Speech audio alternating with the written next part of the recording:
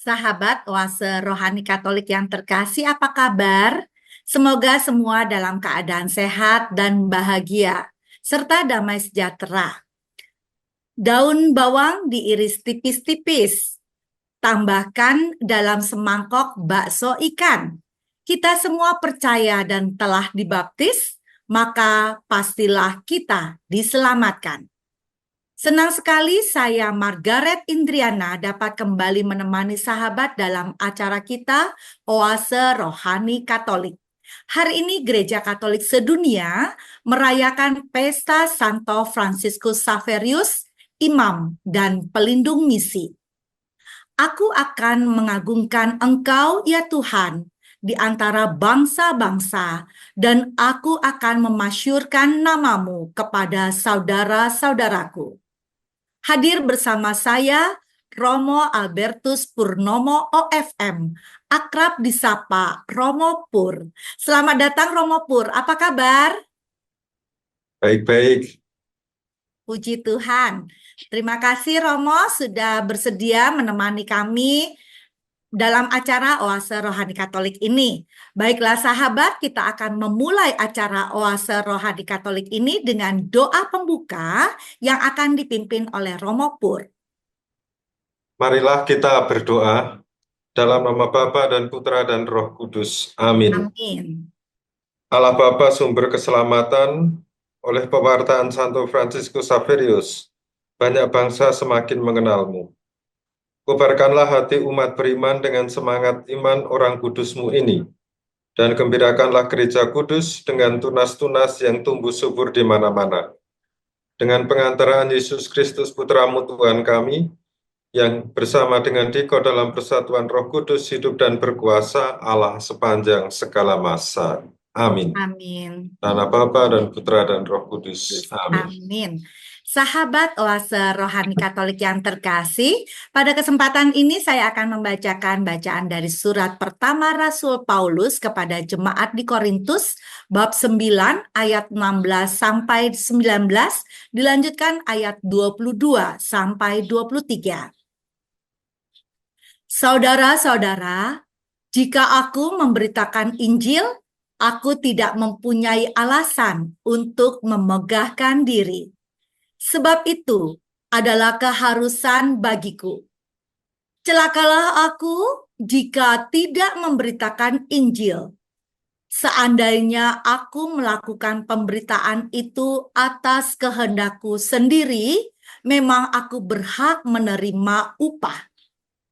Tetapi karena aku melakukannya bukan atas kehendakku sendiri, pemberitaan itu merupakan tugas yang ditanggungkan Allah kepadaku.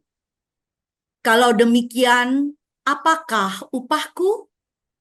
Upahku ialah bahwa aku boleh memberitakan Injil tanpa imbalan, dan bahwa aku tidak menuntut hakku sebagai pemberita Injil. Sesungguhnya aku bukan hamba siapapun. Meskipun begitu, aku menjadikan diriku hamba semua orang, supaya aku boleh memenangkan sebanyak mungkin orang. Bagi orang-orang yang lemah, aku menjadi seperti orang yang lemah, supaya aku dapat menyelamatkan mereka yang lemah. Bagi semua orang, supaya sedapat apa orang dari antara mereka. Segala sesuatu ini aku lakukan karena Injil, supaya aku mendapat bagian di dalamnya. Demikianlah sabda Tuhan. Syukur kepada Allah. Sahabat Oase Rohani Katolik yang terkasih, marilah kita melanjutkan dengan Mazmur tanggapan. Pergilah ke seluruh dunia dan wartakanlah Injil. Pergilah ke seluruh dunia dan wartakanlah Injil. Pujilah Tuhan, hai segala bangsa, megahkanlah Dia, hai segala suku bangsa. Pergilah ke seluruh dunia dan wartakanlah Injil. Sebab kasih-Nya hebat atas kita dan kesetiaan Tuhan untuk selama-lamanya. Haleluya.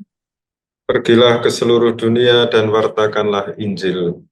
Sahabat oase rohani Katolik yang terkasih, marilah kita siapkan hati dan pikiran kita untuk mendengarkan bacaan Injil yang akan disampaikan oleh Romo Pur. Haleluya. Haleluya. Pergilah dan jadikanlah semua bangsa muridku. Aku menyertai Haleluya. kamu senantiasa sampai akhir zaman. Haleluya. Tuhan bersamamu. Dan bersama rohmu. Inilah Injil suci menurut Markus. Dimuliakanlah Tuhan. Pada suatu hari Yesus yang telah bangkit dari antara orang mati menampakkan diri ke 11 murid dan berkata kepada mereka, "Pergilah ke seluruh dunia, beritakanlah Injil kepada segala makhluk. Siapa yang percaya dan dibaptis akan diselamatkan, tetapi siapa yang tidak percaya akan dihukum. Tanda-tanda ini akan menyertai orang-orang yang percaya. Mereka akan mengusir setan-setan demi namaku. Mereka akan berbicara dalam bahasa-bahasa yang baru bagi mereka. Mereka akan memegang ular dan sekalipun minum racun maut, mereka tidak akan mendapat celaka. Mereka akan meletakkan tangannya atas orang sakit dan orang itu akan sembuh." Sesudah berbicara demikian kepada mereka, terangkatlah Tuhan Yesus ke surga, lalu duduk di sebelah kanan Allah. Maka pergilah para murid, memberitakan Injil ke segala penjuru, dan Tuhan turut bekerja dan meneguhkan firman itu dengan tanda-tanda yang menyertainya. Demikianlah sabda Tuhan. Terpujilah Kristus. Sahabat oase rohani Katolik yang terkasih, marilah kita menyiapkan hati kita untuk mendengarkan inspirasi yang akan disampaikan oleh Romo Pur. Romo Pur dari bacaan pertama hari ini dari surat pertama Rasul Paulus kepada jemaat di Korintus, apa yang ingin Romo sampaikan untuk Margaret dan juga sahabat oase rohani Katolik? Baik, Saudari Margaret dan sahabat oase rohani Katolik, hari ini gereja merayakan salah satu santo yang cukup populer di Indonesia, yaitu Santo Fransiskus Xaverius. Dan bacaan-bacaan di dalam bacaan pertama maupun bacaan Injil itu berbicara tentang misi. Ya, ini tentu saja dikaitkan dengan tugas utama dari Santo Fransiskus Xaverius, yaitu bermisi.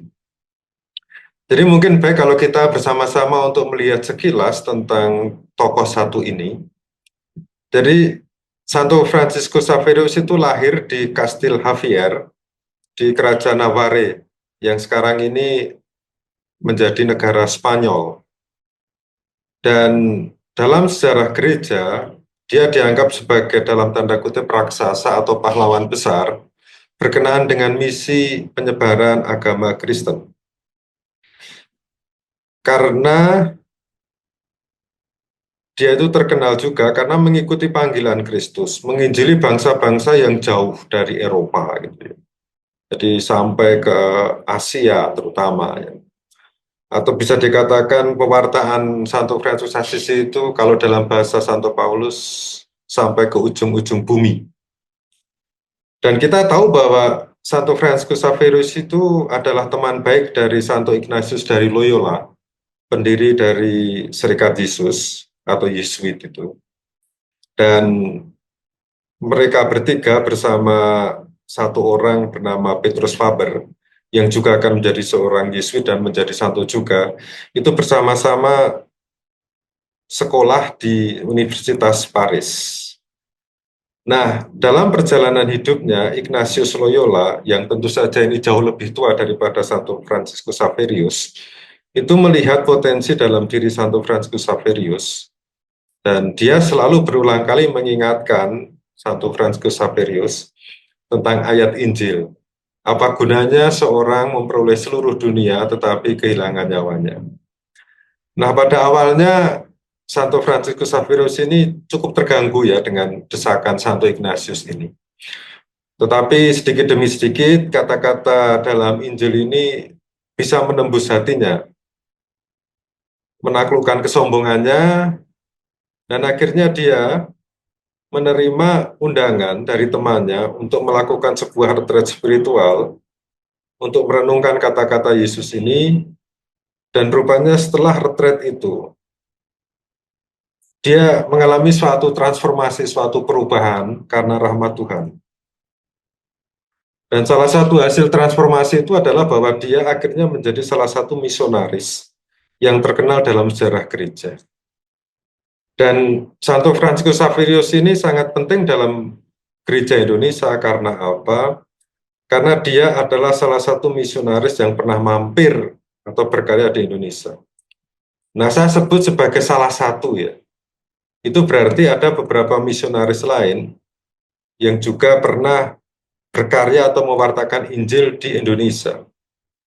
Jadi kalau kita mau menengok sejarahnya, jadi sebelum Santo Fransiskus Xaverius, itu ada misionaris yang terkenal yang juga mampir di Indonesia.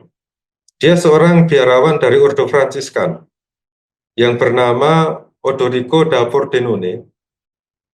Ya sama seperti Fransiskus Xaverius yang ingin menjalankan misi di Cina, Odoricus dari Pordenone ini juga mau menjalankan misi ke Cina.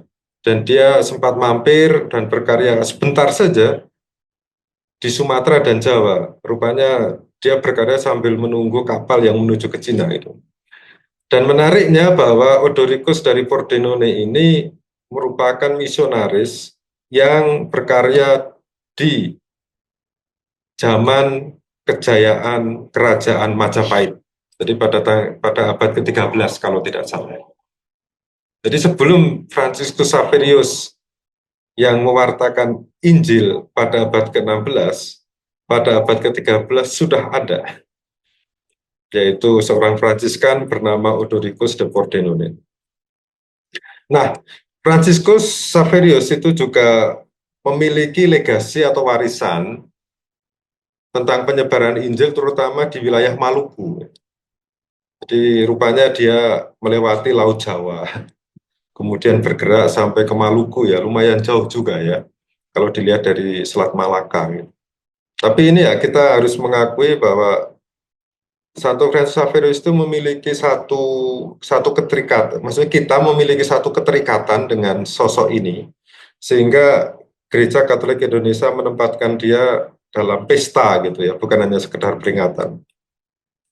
Nah, kalau kita hubungkan semangat dan kerja para misionaris ini dengan bacaan pertama yang kita dengar pada hari ini, maka akan sangat klop, akan sangat cocok sekali. Sebab apa? Sebab yang menulis surat Korintus itu adalah seorang misionaris juga, misionaris yang agung, yaitu Santo Paulus. Jadi tugas Paulus setelah pengalaman spiritualnya di Damsyik, kemudian dia menerima tugas dari gereja pada waktu itu untuk menyebarkan Injil ke orang-orang non-Yahudi. Nah, ada kata menarik dari Santo Paulus yang kita dengar dari bacaan pertama tadi. Dia mengatakan demikian, celakalah aku jika aku tidak memberitakan Injil. Nah, ini penting untuk dicatat bahwa yang dimaksud Injil di sini itu bukan keempat Injil. Bukan Matius, Markus, Lukas, Yohanes, bukan itu. Tetapi Injil dalam arti yang sesungguhnya yaitu kabar gembira. Jadi Injil itu kan dari bahasa Yunani, dari kata euangelion. Eu itu baik, angelion itu kabar. Jadi Injil itu adalah kabar baik. Jadi sebetulnya kalau lebih jelas lagi, apa yang dikatakan Paulus itu kita bisa terjemahkan demikian. Celakalah aku jika aku tidak memberitakan kabar baik. Nah, kabar baiknya itu apa? Yaitu kabar keselamatan tentang Kristus dan ajaran yang disampaikan oleh Kristus. Nah, itu yang diwartakan ya. Bukan pertama-tama keempat Injil, karena pada waktu Paulus menulis surat juga belum ada keempat Injil gitu. Nah, selanjutnya Paulus juga mengatakan demikian. Aku melakukannya bukan menurut kehendakku sendiri. Pemberitaan itu adalah tugas yang adalah tugas penyelenggaraan yang dipercayakan kepada. Nah, di sini kita juga bisa belajar dari Paulus.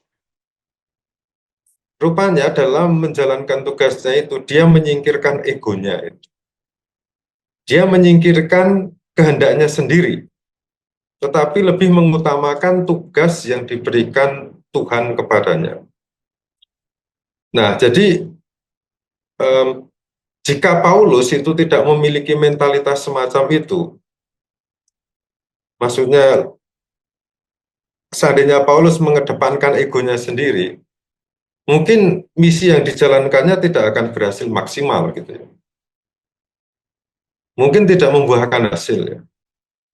Mungkin juga gereja tidak akan seperti sekarang ini tanpa semangat Paulus yang mau mewartakan Injil sambil melepaskan egonya gitu ya, kehendaknya sendiri. Nah, di sini kita bisa belajar juga dari sosok Paulus ya.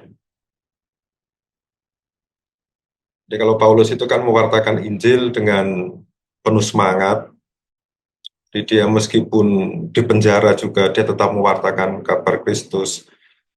Ini kalau tidak ada semangat yang cukup kuat, itu mungkin orang sudah jatuh di awal-awal gitu ya. Kan kebanyakan orang itu kan semangat di awal saja, tapi begitu mengalami satu kesulitan dalam langkah atau tahap selanjutnya, kadang-kadang orang menyerah gitu ya.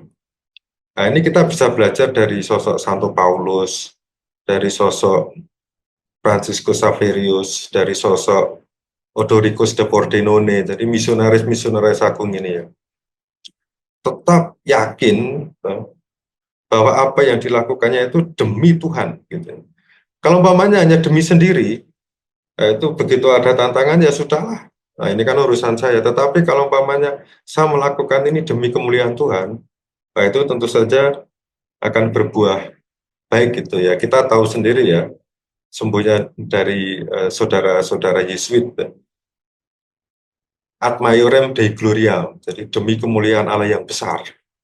Rupanya semangat ini yang membuat Santo Franciscus Xaverius itu semangat untuk pergi jauh dari rumahnya itu.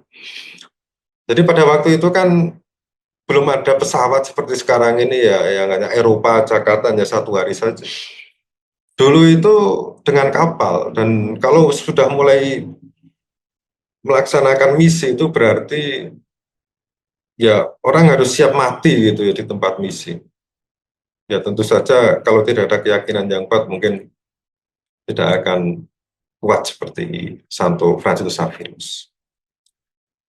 Mungkin untuk sesi ini renungan sampai di sini dulu. Terima kasih Romo Pur yang sudah memberikan inspirasi untuk kita tentang siapakah Santo Franciscus Xaverius dan juga bagaimana korelasinya dengan pewartaan yang disampaikan oleh Rasul Paulus. Romo, kalau dilihat dari apa yang Romo sudah sampaikan, nah, kalau tadi kita lihat bahwa Santo Paulus mewartakan Injil itu dikarenakan ya tadi kabar gembira, kabar sukacita yang memang sudah diberikan oleh Tuhan untuk ya untuk kemuliaan Tuhan. Nah, seringkali dalam kehidupan masyarakat sekarang ini setiap orang itu ingin berbuat baik, selalu ingin melakukan perbuatan baik. Tetapi seringkali terjadi perbedaan cara memandang, perbedaan cara dalam berbuat baik. Nah, bagaimana kiat dari Romo untuk supaya kami itu bisa memahami, sesuatu itu baik bila mana demikian. Apakah ada suatu parameter tertentu dalam salah satu contoh misalnya berbuat baik, memberi. jelas bahwa aturan memberi itu memberi dari kekurangan, tetapi seringkali memberi itu maaf, mohon izin, pengennya difoto lalu dimasukkan dalam media massa dan seterusnya. Nah, mungkin ada kiat-kiat untuk kami dalam hal berbuat baik itu, Romo, mewartakan Injil. Silakan, Romo. Ya memang berbuat baik itu sendiri kan baik gitu ya, tetapi kan motivasi di belakangnya kita nggak tahu gitu. Hanya kan kalau mau melakukan sesuatu itu, salah satu kuncinya adalah bagaimana kita melihat manfaat dari apa yang kita lakukan gitu. Oke lah, jadi dalam melakukan perbuatan baik itu, ya kita cobalah, apakah yang saya lakukan ini memang bisa memberikan manfaat kepada orang lain atau tidak. Karena ada satu perbuatan baik yang kelihatannya bagi kita baik, tetapi itu justru dalam tanda kutip tidak bermanfaat bagi orang. Misalnya, kita selalu memberi orang. Memberi itu baik. Tapi kalau terlalu memberi terus, itu membuat orang lain itu ketergantungan. Dan itu tentu saja tidak akan memberikan manfaat bagi orang yang bersangkutan. Ya kalau kita bisa memberikan setiap hari sampai mati gitu loh. Tapi kan kadang-kadang kita juga mengalami kesusahan sehingga kita tidak bisa memberikan. Nah, ini lalu gimana?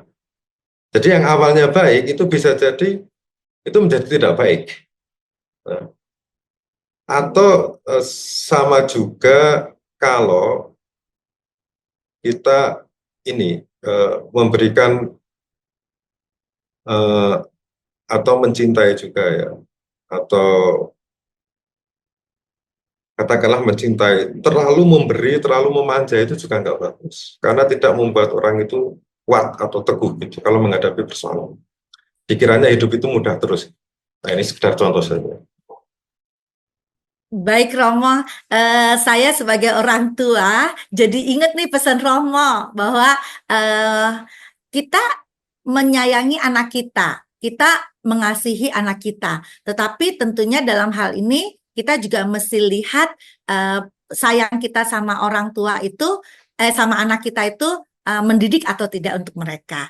Baiklah, Romo, kita sudahi dulu sesi yang pertama ini. Kita akan lanjutkan pada sesi yang berikutnya.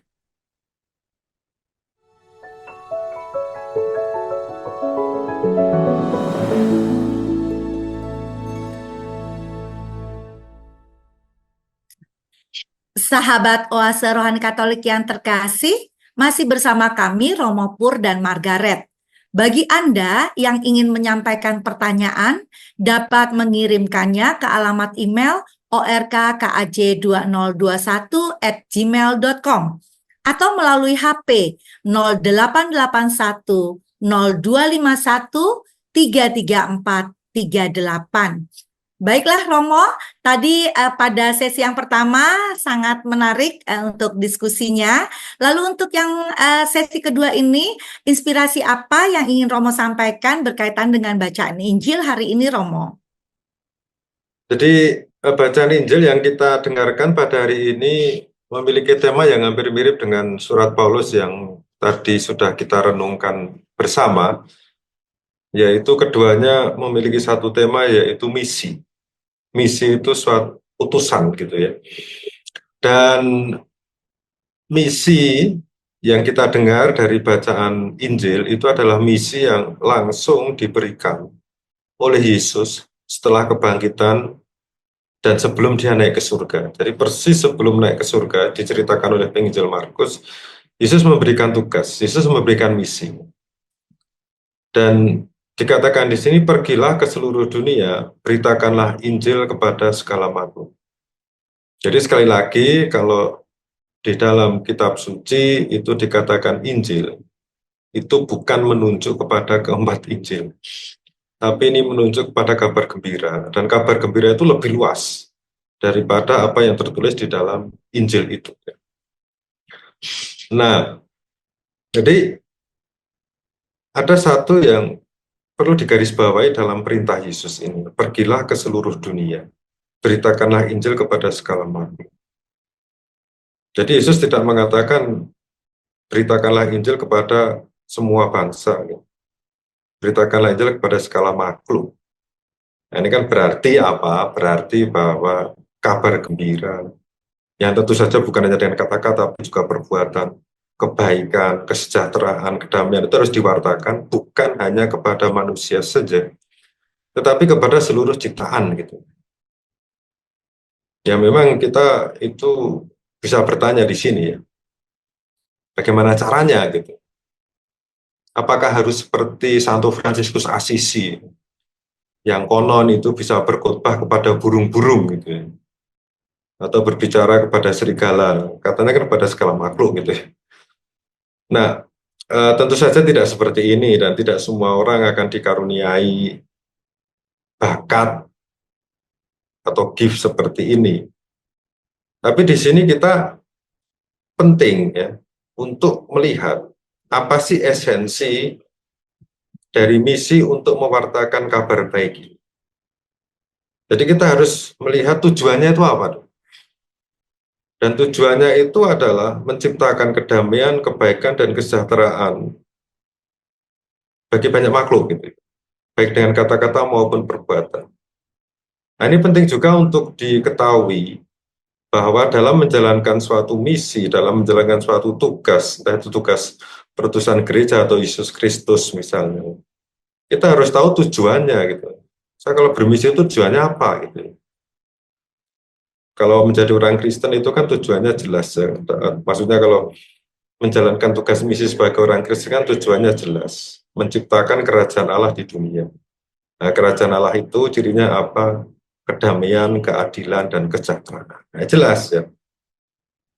Nah, sebetulnya juga kalau dikaitkan dengan mewartakan kabar baik kepada semua makhluk itu, kita bisa hubungkan saja dengan kondisi dunia sekarang ini, di mana banyak terjadi bencana alam di mana-mana. Nah, ini perintah misi Yesus ini juga bisa dikaitkan dengan misi ekologis juga. Gitu. Mungkin saja bencana alam yang kita alami gitu ya, entah itu hujan deras dan banjir, angin topan dan segala macamnya itu mungkin karena manusia itu lalai atau tidak peduli untuk mewartakan kabar baik dan menciptakan kebaikan atas segala makhluk. Ya misalnya menghancurkan hutan gitu ya. Jadi membabat hutan demi keinginan kita, ego kita, untuk kebutuhan kita gitu. Kertas-kertas itu diproduksi besar-besaran gitu, kemudian digunakan secara boros gitu kan juga itu kan juga tindakan di mana kita tidak mewartakan kabar baik kepada semua makhluk secara tidak langsung. Gitu. Nah, itu pada makhluk lain selain manusia ya. Jadi sebetulnya kalau kita mau mewartakan kabar baik kepada segala makhluk itu kita pertama-tama harus menyadari bahwa hidup kita di dunia ini sebetulnya ya tidak sendirian saja.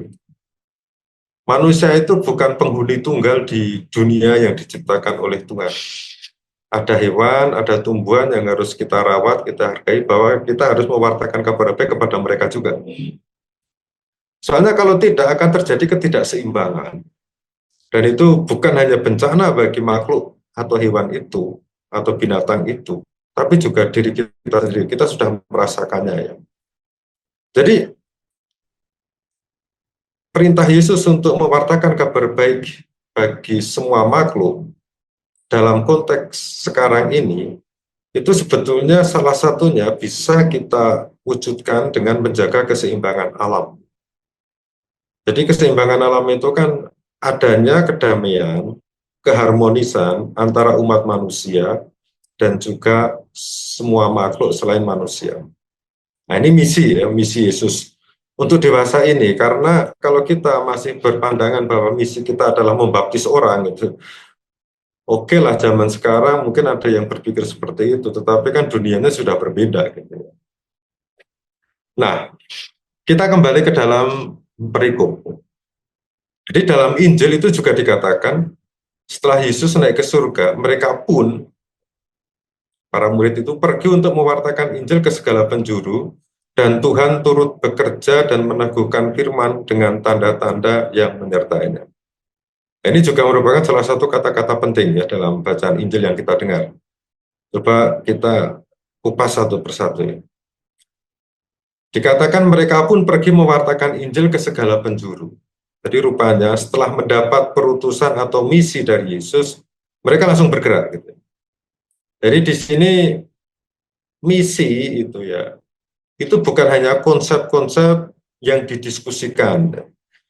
Nah, setelah diskusi tentang misi selesai gitu, kan ada kecenderungan beberapa orang itu yang lebih suka dengan diskusi, ya, kemudian apa itu sharing, itu bagus gitu. Tapi ini kan hanya tahap awal saja. Perlu ada action, perlu ada gerakan, perlu ada tindakan gitu. Karena bagaimanapun juga penilaian terakhir itu terlihat pada produk atau hasil yang kita lakukan, bukan teori yang kita canangkan.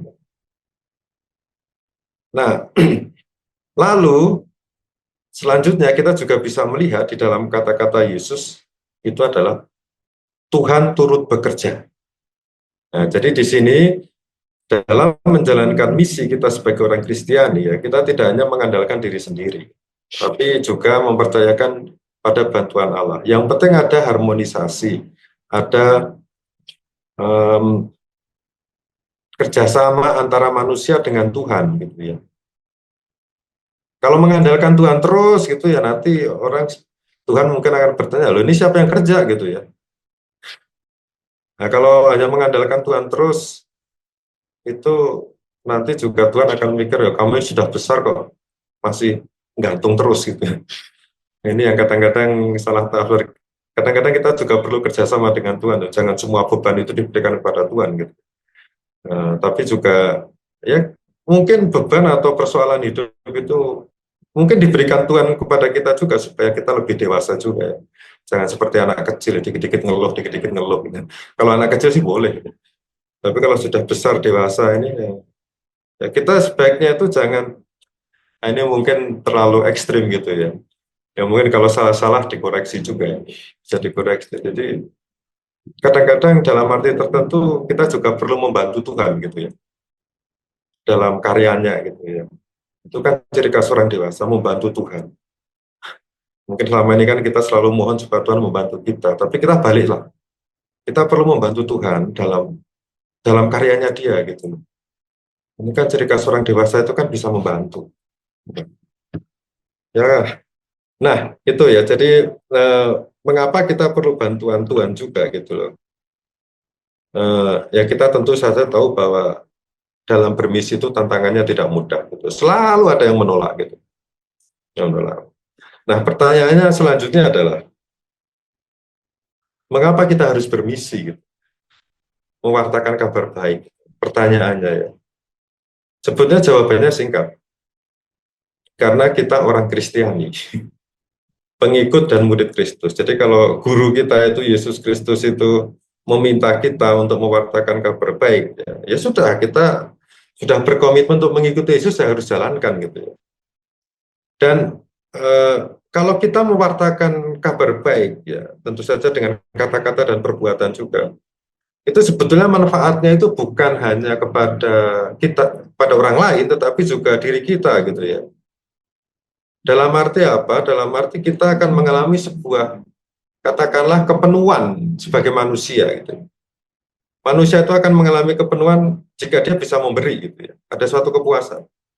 Kalau hanya menerima saja itu juga tidak bagus gitu. Kalau hanya memberi terus itu juga tidak bagus. Harus ada keseimbangan apa itu dalam hal ini. Misalnya saja kalau kita bermisi menjadi orang Kristen itu, kemudian kita memberikan makanan gitu ya, kita memberi gitu. Lalu kita apa yang kita dapat? Ucapan terima kasih. Ya, bahkan ucapan terima kasih ini pun bisa memberikan kepuasan kepada kita dalam arti apa? Dalam arti bahwa hidup kita itu punya makna, punya manfaat bagi orang lain. Ya, juga itu akan memberikan rasa damai dan ketenangan dalam diri kita. Ya. Apa itu bermisi. Itu. Karena apa? Karena kita akan tahu bahwa diri kita itu punya arti bagi orang lain. Nah, jadi tugas misi ini bukan hanya tugas dari para ini tokoh-tokoh agama ya. Itu tugas semua orang, bahkan anak-anak kecil yang telah dibaptis itu punya tugas misi juga gitu ya, mewartakan kabar baik dengan cara mereka gitu ya, bukan dengan cara orang dewasa. Jadi kalau ditanya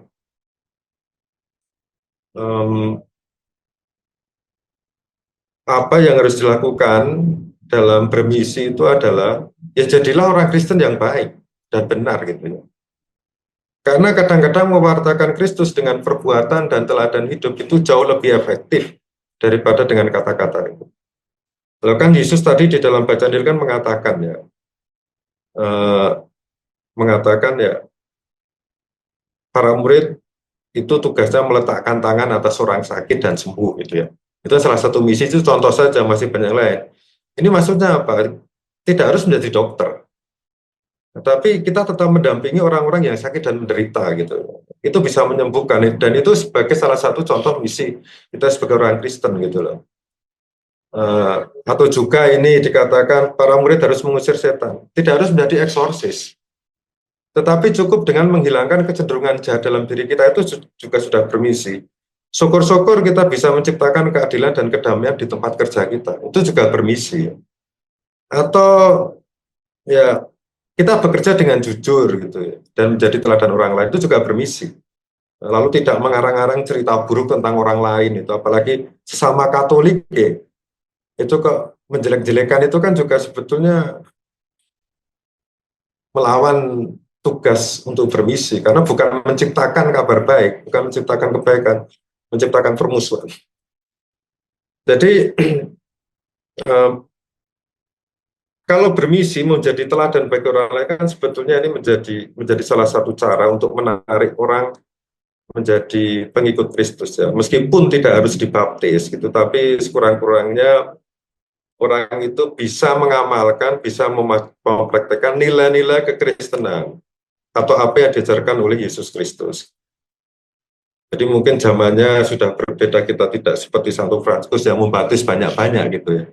Tapi misi kita adalah menjadi orang Kristen yang sejati, benar, dan baik, dan menanamkan nilai-nilai Kristiani. Syukur-syukur itu banyak orang itu bisa menjalankan nilai-nilai kekristenan kita. Ya mungkin itu yang bisa kita lihat dari bacaan Injil. Baik Romo, dari bacaan pertama, bacaan Injil maupun juga dari sikap Fransiskus Xaverius, kita hari ini diajak untuk bermisi. Semua orang, tidak hanya profesi imam, tetapi juga semua juga harus bermisi. Baiklah sahabat Oase Rohani Katolik yang terkasih, demikianlah perbincangan kita pada hari ini. Mari kita mohon doa penutup dan berkat dari Romo Pur. Marilah berdoa, dan Bapa dan Putra dan Roh Kudus. Amin. Amin. Allah Bapa yang Maha Pengasih, semangat cinta kasih telah Kau kobarkan dalam hati Santo Fransiskus Xaverius, sehingga ia gigih dan bertekun menyelamatkan jiwa-jiwa. Semoga misteri iman yang kami rayakan hari ini menyalakan kasih rasuli itu dalam hati kami, untuk menghayati panggilan misioner secara pantas, dan bersama dia kami boleh menikmati buah-buah yang dijanjikan kepada para pekerja yang baik dengan pengantaran Kristus Tuhan kami. Amin. Amin. Tuhan bersamamu dan bersama rohmu. Semoga Allah yang Maha Kuasa memberkati saudara dan saudari sekalian, Bapa dan Putra dan Roh Kudus. Amin. Sahabat Oase Rohani Katolik yang terkasih, Romo Albertus Purnomo OFM dan Margaret Indriana mohon undur diri, dan kabar sukacita yang sudah kita dapatkan hari ini bisa kita bagikan dan wartakan bagi sesama kita dalam tingkah laku dan perbuatan kita. Semangat mengejar layang-layang putus sampai jauh keluar kota. Jika kita sudah siap diutus, maka Tuhanlah yang melengkapi kita. Salam damai, Tuhan memberkati.